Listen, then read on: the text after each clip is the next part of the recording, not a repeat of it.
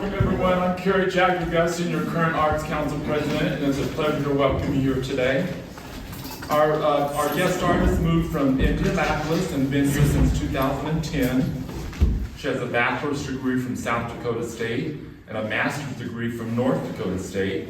She's a member of TRC's Winter Quilters Group. Our guest artist is skilled with quilt making, costume design, and has taught gymnastics. Please give a big TRC welcome for fiber artist Annie Dimitt-Buckley.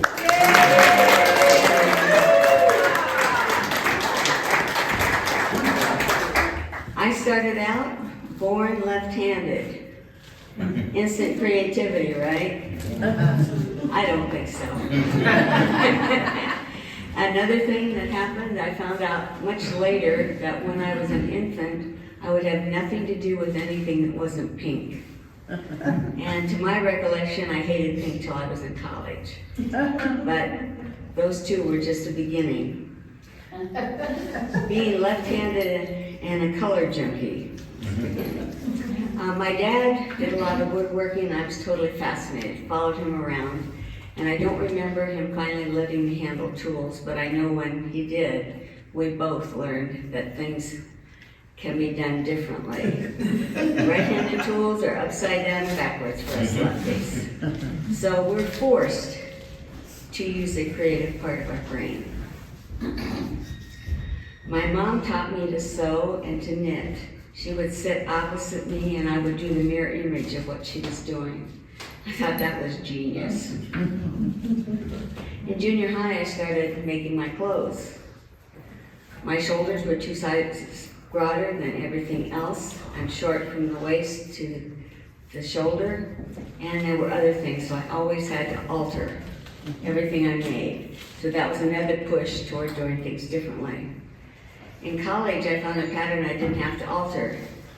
So I made a dress, wore it to a dance. Somebody else had the same thing on in a different color.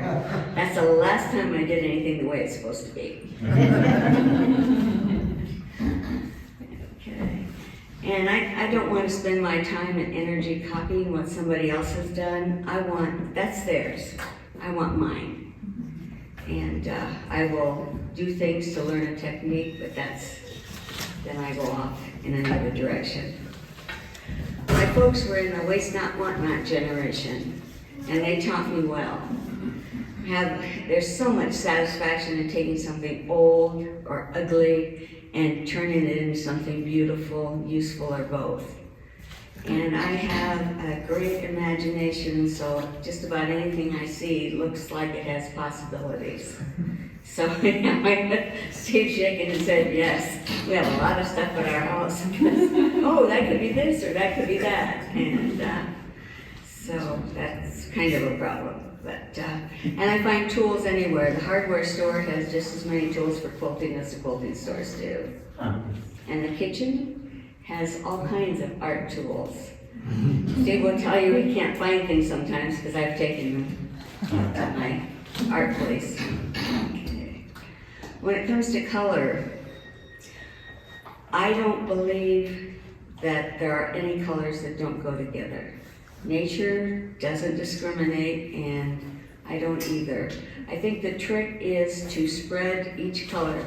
See this quilt up here? It's got a ton of colors in, but each color is several different places in the quilt. And that's what balances and makes it work. Now if you have something that you want to stand out starkly against everything else, it may hit a different color completely than the rest of your piece. And the dark and light of the color, I think, is more important than the actual colors you're working with. And also, we all see colors a little differently. When I was in high school, a lot of girls had Angora sweaters and wool skirts that matched. They didn't, but they thought they did. So I realized that I could see more colors than some people can. And there are actually people who see life like a black and white movie. So everybody's different.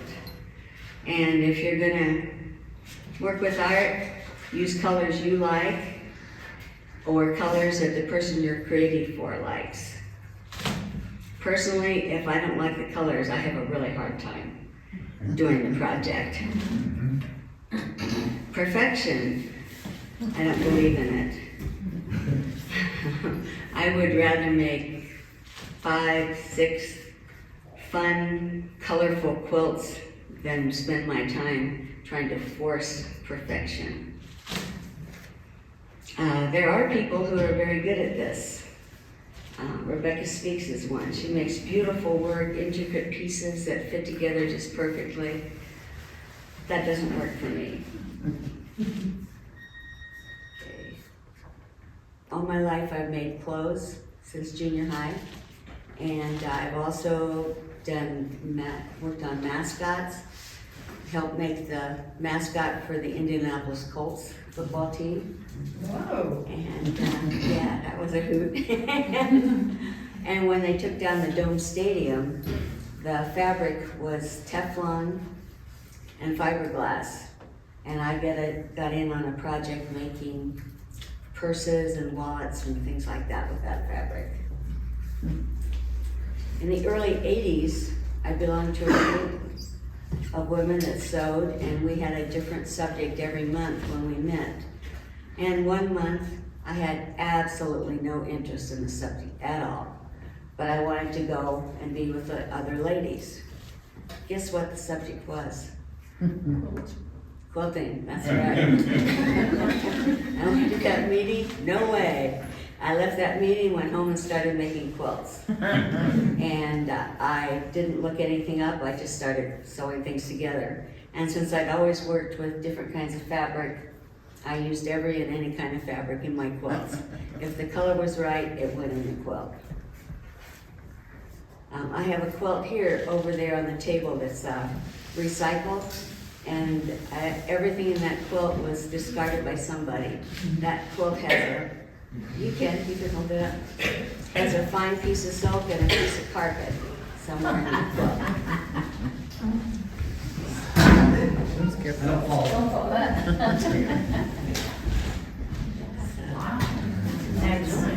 And it's got plastic bags between the layers for the batting. Everything is trash. I will take classes and try to do the lining things up perfectly and that sort of thing. Partly for the camaraderie of the other people in the class, and also because I believe when you step out of your comfort zone, it helps you do better in your comfort zone. Or you might pick up a trick that you can add to your bag of tools. When I'm teaching classes, I tell my students, if the only thing you learn in this class is that you don't ever want to do this again, that's a good thing to know.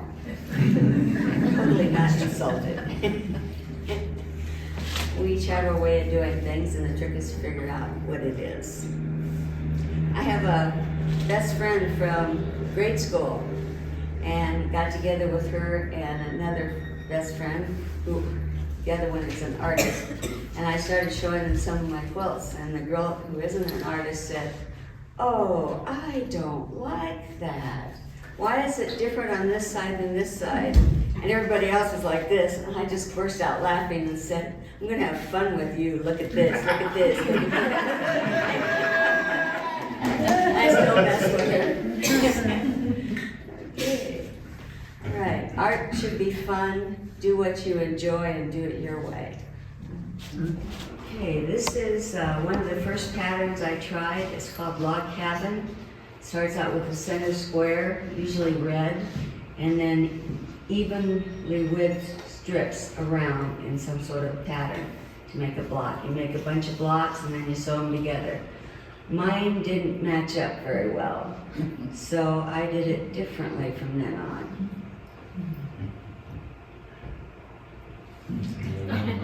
This is still log cabin style, but the center has 5 sides. And I used different wood strips and just went around and around until I got it big enough to cut out a 12-inch square. Went from there. The squares in between started out as 9-patch, which is like a colorful tic-tac-toe. Those weren't exactly square either, so I cut them out at an angle and surrounded them with black fabric to make a 12-inch square.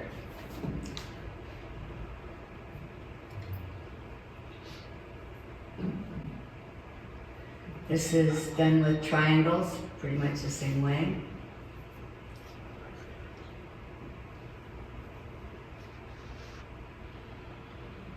Again, with the 5 sides in the center, and this I left odd shapes and filled in around with the background.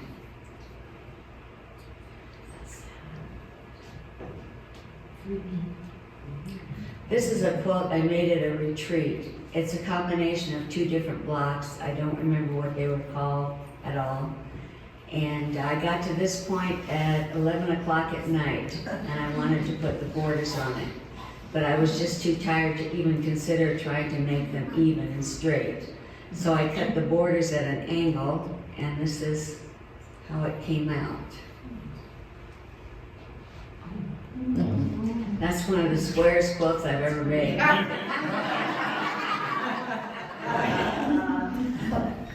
That's how life works.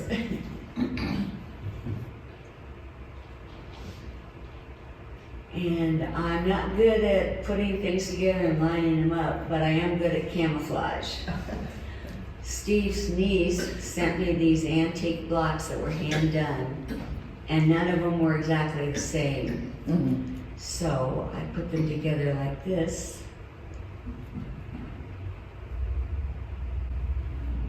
And it's not nearly as obvious that they're all different.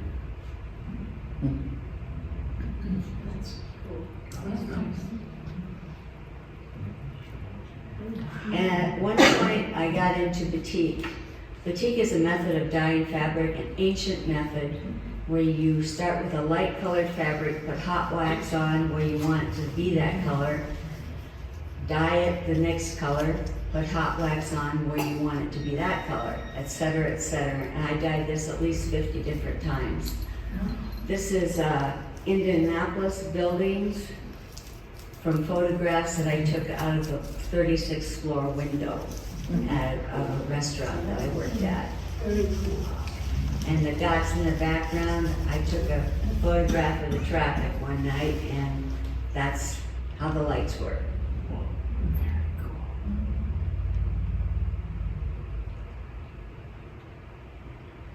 This is another Indianapolis scene, and I thought I was going to dye it a whole bunch of times too. After the second dyeing, it said, "I'm done."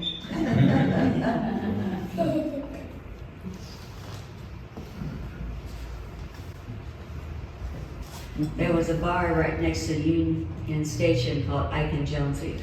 We used to go there dancing a lot. So I superimposed their sign over Union Station. This was dyed quite a few times too.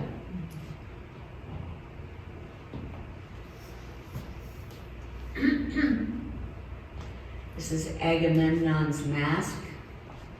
Cool. Smoking cat.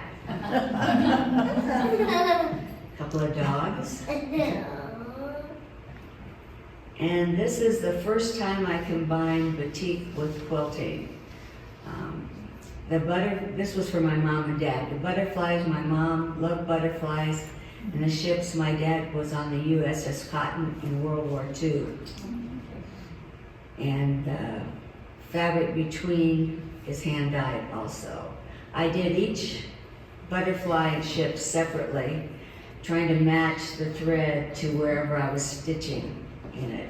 I did it by hand, and then outlined it with hand-dyed fabric. I was showing it to some people. I couldn't decide what color I wanted to put around the pictures, and the lady had a turquoise carpet, and I laid them out on that, and that's how it came this color.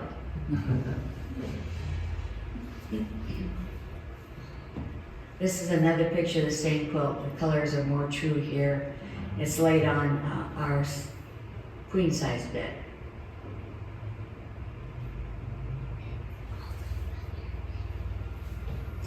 Blue Moon Bar. It was in a hotel. You see the exit sign goes back from the bar into the hotel. I used to go dancing there 2 to 4 times a week. And suddenly I found out it was going to close in 2 weeks. So I started making a quilt in all my spare time, the top every time I went, I took it in and had people sign it. And this quilt hangs in our bar area at home. And our bar actually came from the Blue Moon Bar. A friend of mine went every day, and when they tore the bars out, he said, "What are you gonna do with those?" They said, "We're gonna throw them in the trash." He said, "Okay, I'll take this to it," and took off. And he lost his storage space and asked me to keep it for him for a while, and I still have it. He didn't fight me on it in the end, so.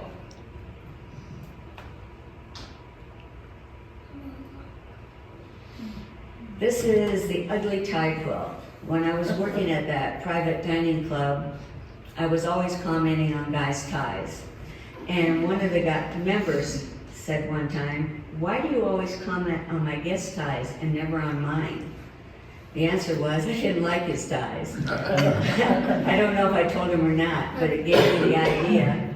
And I asked all of them to bring me their ugliest tie and sign it. And that's this quilt. Again, Indianapolis scene with the racetrack around it.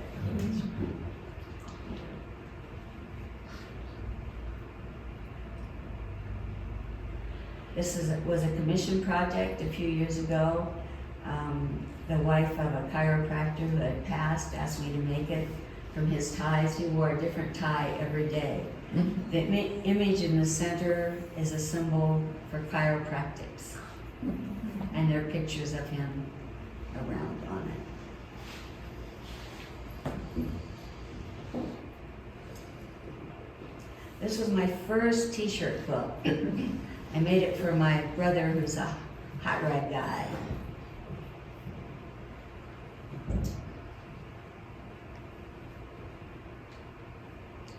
A friend of mine played soccer and asked me to make her a quilt.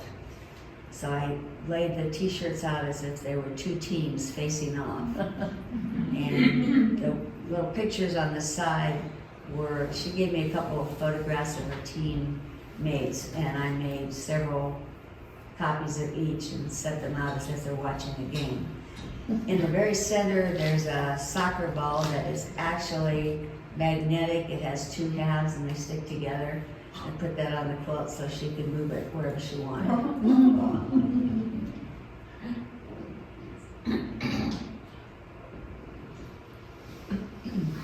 I took a class with a famous quilt teacher named Nancy Crow, and we were supposed to do 4 blocks in black and white, then do them in black and white and gray, and then do them in solid colors, and finally prints. I wasn't into the block thing, so at lunch I took a snapshot of this image from Paula Abdul's Straight Up video and abstracted it and made 4 quilts. Black and white.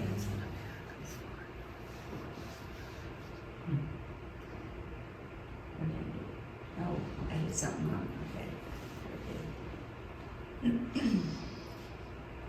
Black, white, and gray. I reversed the image. Back to the first image, solid colors. Let's go back a second. Oops.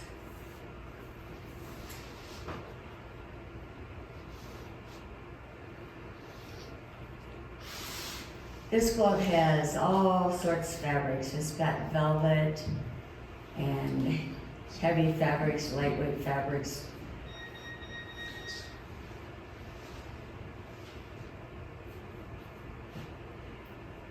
This is the prints. They're all cat prints. Recycled. You saw the quilt over there. And below is a bird piece of wood with a batik in dog colors attached to it. And that represents the choice we still need to make between a lush green earth and a dead earth. And I made this in the 80s.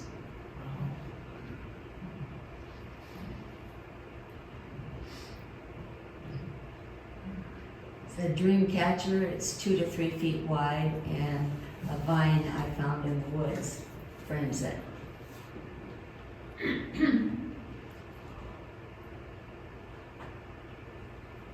And In Indianapolis, there's a dance troupe called Dance Kaleidoscope, and I did several fundraisers for them selling my art. And one time Baryshnikov was coming. These people sent me 2 photographs that I was allowed to make art from, and this is one of the images.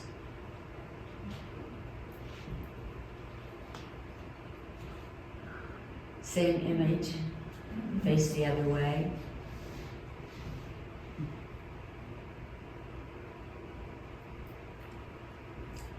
And I asked them if I could have something you wore on stage. They wrote back and said, will a shoe work? Oh yeah. So the left side is Russian fabric and Russian images with the sole of a shoe. And the right side is fabrics that represent the 1970s, which is when he landed in the United States with the top of the shoe. And he signed the shoes all over the place. I still have one. I have to make my quilt. I haven't done it yet. And the sky above represents the sunrise of a new day. This is the 22. What was it, 22? Who's number 22? That was number 22. There's a number 20, go back to the last Exhibition slide. number or something? Oh, yeah. Yeah, let's look at that. Number 20. Okay. That private dining club I worked at, we had an art sale of mine, and they were all listed, all numbered. There he is, yay! I made a vest for opening, and yeah, I don't think you can reach it, Steve.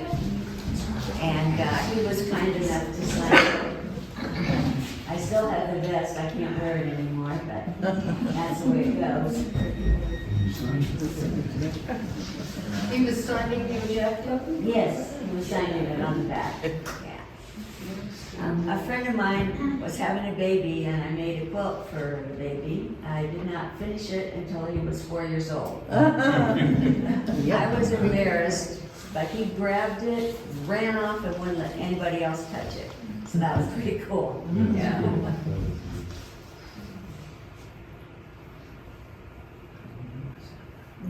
This is a menorah I made for a show at the Jewish Community Center.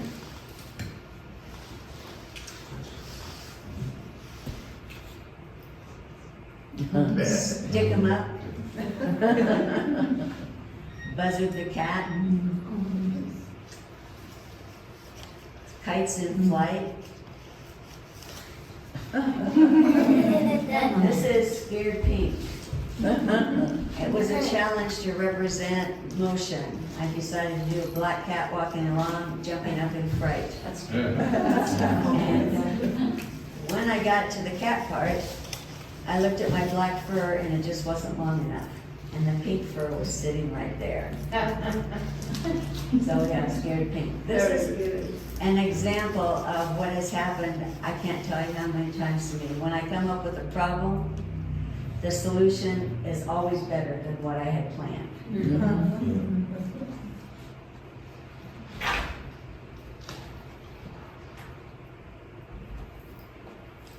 This is another quilt for my hot rod brother. My dad had passed, and he is in the driver's seat of the pickup truck, and he's taking us all up to heaven. And a picture of all of us was at my mom's 90th birthday party. You know, you can't see it up close, but don't have a better picture of it.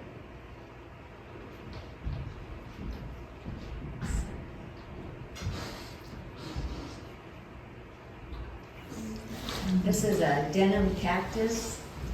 I had gotten a new machine and I was kind of testing it, and it did really well. It's going through all those layers of denim and with a satin background. This quilt belongs to Rebecca Dow. She had it in her office when she was our representative. Cool. Thanks. This is a baby quilt I made for a friend here, and it has all kinds of fabrics, including turquoise fur.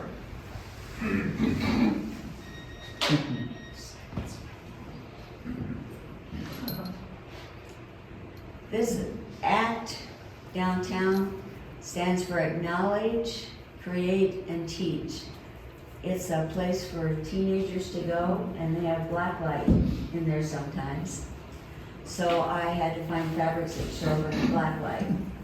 To do so, I got a little black light flashlight, went to fabric stores, took bolts of fabric into the bathroom, turned the light out, and checked them out with the flashlight. And the funniest thing was, nobody questioned what I was doing.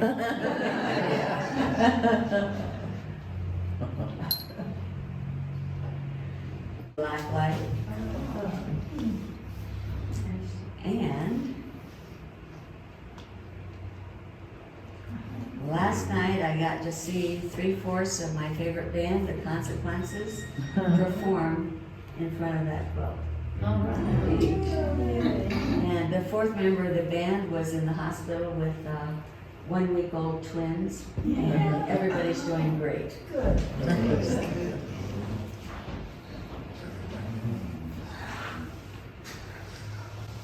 This is Martin Luther King silhouette.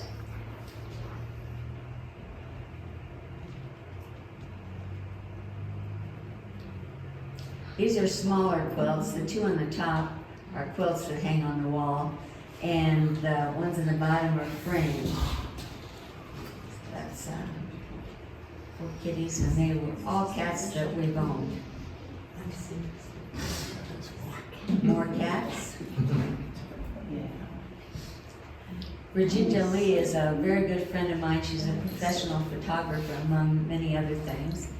And she took the photographs on the left, and I made little framed art pieces from her photographs on the right. We shared a space at the dam site day last year, and we're going to do that again this year. That's the 17th of this month.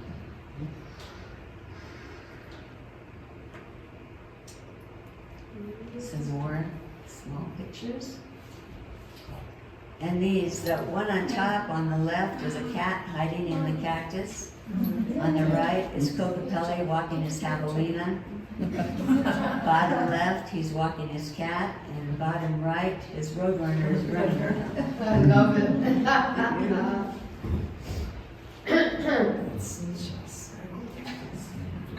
The top 2 of these were printed that way. It was printed fabric. I liked the images, so I simply quilted them and framed them. And the bottom are 2 Cocapellis that I designed.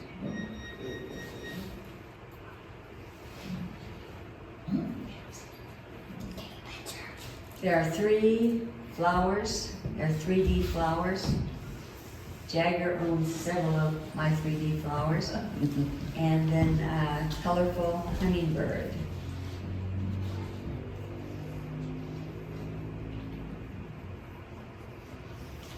This is called Ode to Gwen, my friend and mentor and favorite quilt teacher.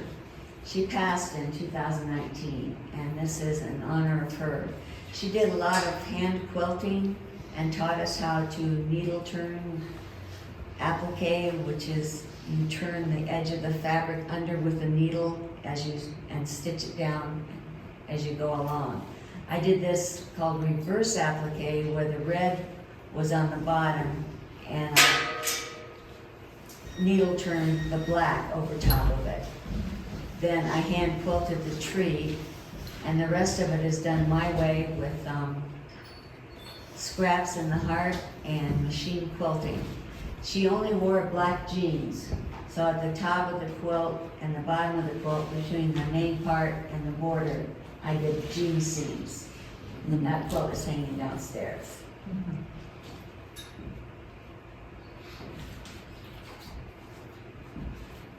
From my mother-in-law, Martini, drunken martini.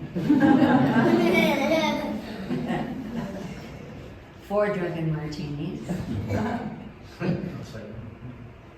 And my friend Virginia Lee and I go on quilt cruises every so often, and there are always 3 different classes. The strip down the center is blocks from 1 class. Second class was the 2 in the center on the outside, and the 4 corners were the 3rd class. The third class, we thought the design was kind of boring, so Virginia said, let's do drunken martinis. So we did. And the bright colored fabrics are all fabrics that I dyed over printed fabric that I already had.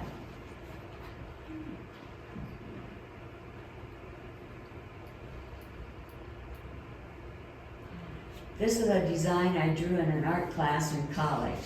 I don't remember what the assignment was, but I liked the image, and a few years ago I finally used it in a quilt.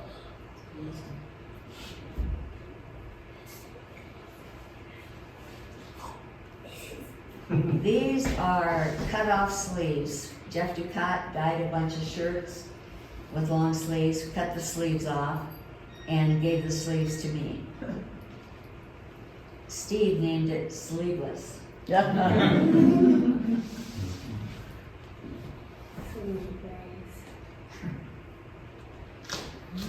This is our view from our windows at home. I dyed the sky. The mountains and water are discards from Jeff Ducat. I asked him for something light colored for the mountains for contrast, and the only thing he had was men's underwear. And people are always asking me, are they used? They'd be a different color if they were.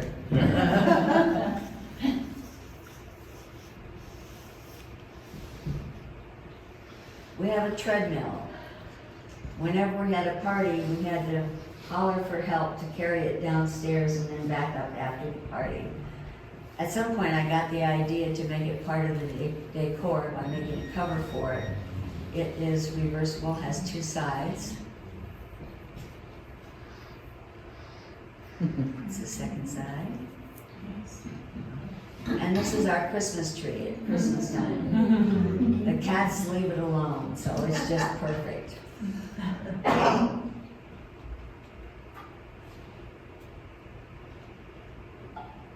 These are vets I made for, or quilts I made for vets. There's some smaller ones.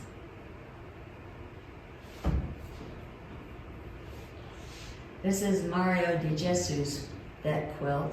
It includes some t-shirts and other images from Rotary.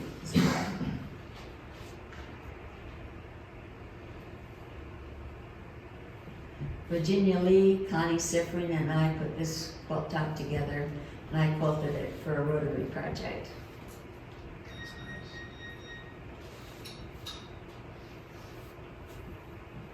I spent some time at Virginia and George Lee's place in the mountains. Steve dropped me off, and after he left, I realized the only fabric I had with me was black and white. So I said to Virginia, do you have any scraps? So this is Virginia's scraps.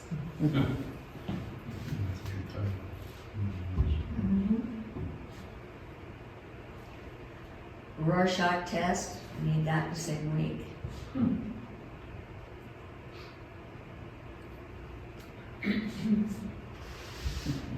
This is from one of the classes I took. We did a different block every month for a year. And when I started laying them out to figure out what to do with them, they were 16 inches square. I decided, no, I'm not messing with something that big. So I cut each one down to 12 inches and used some scraps in the binding, in the borders. This quilt is hanging right over there. It's left.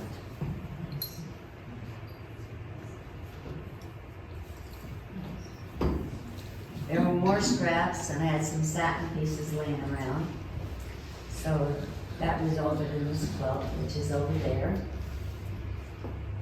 And I didn't know how I was going to quilt it.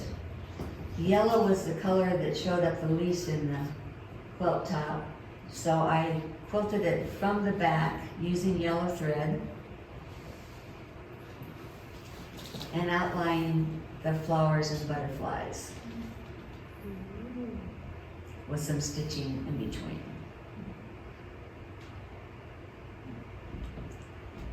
More scraps. Sewed a bunch together and laid them out in an arrangement I thought would work for a quilt. Then I filled in around them with different colors of satin.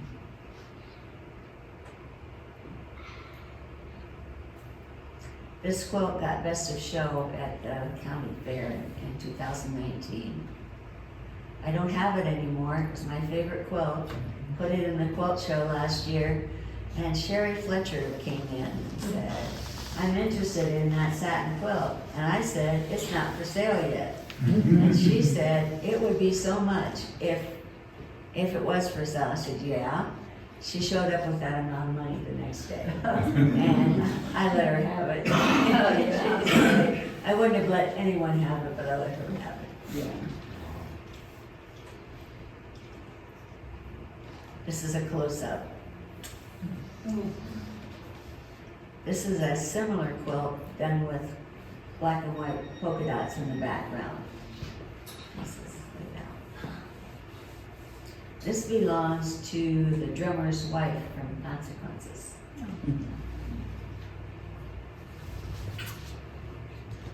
In this one I put more scraps together and cut out the southwest images, put them on just one big piece of turquoise fabric and quilted it.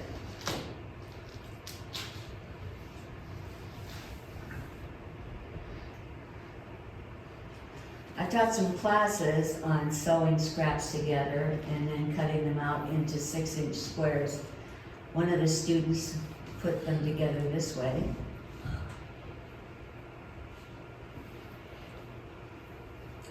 Another student who is here today did this with the block she had.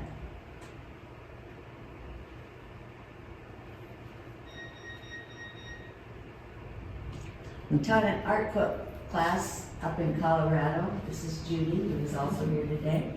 And somebody gave her a bunch of silk and she wasn't sure what to do with it, but decided my class was the perfect place to give it a shot. She did a great job.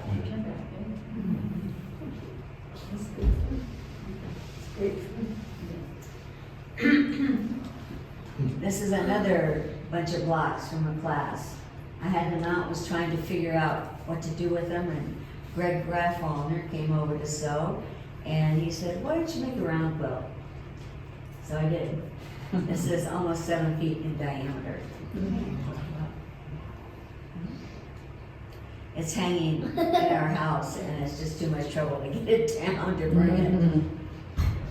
This is one of my absolute favorite quilts, and I didn't have a whole lot to do with it.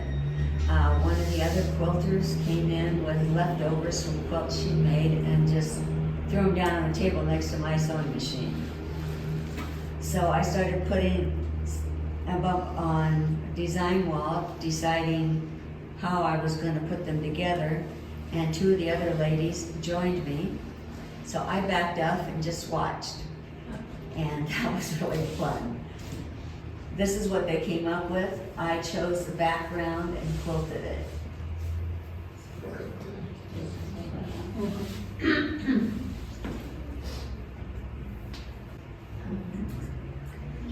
In 2017, I taught a beer painting class at the brewery.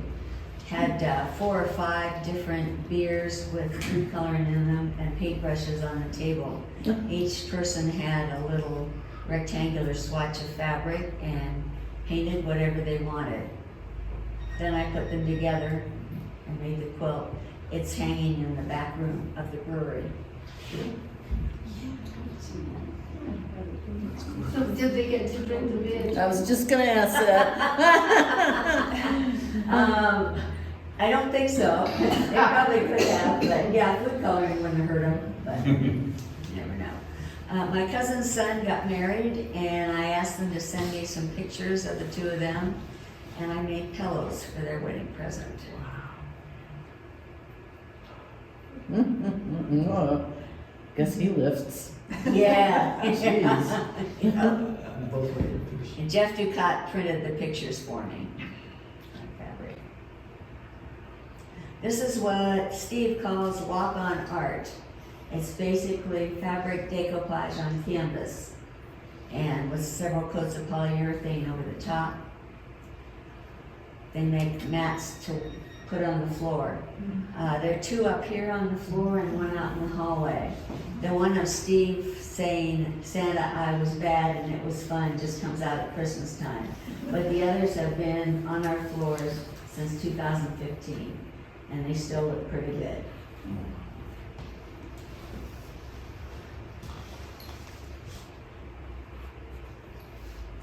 This was a commission of a special cat. She put hers outside and it eventually disintegrated.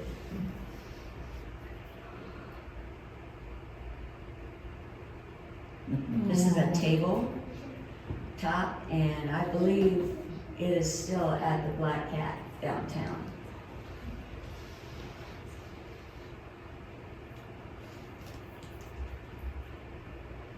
Main Street does a deck of cards as a fundraiser every year and gives 52 artists a card, and then you make an image that represents that card. This was one year was the 3 of spades.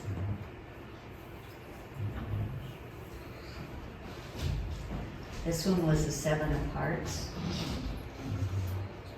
And this year I got the 7 of clubs, and I call this Cat of 7 Tails. Fun, huh? And these are some exhibits at Galactic Digs of my artwork. The one on top is an older picture, and the one on the bottom is present day.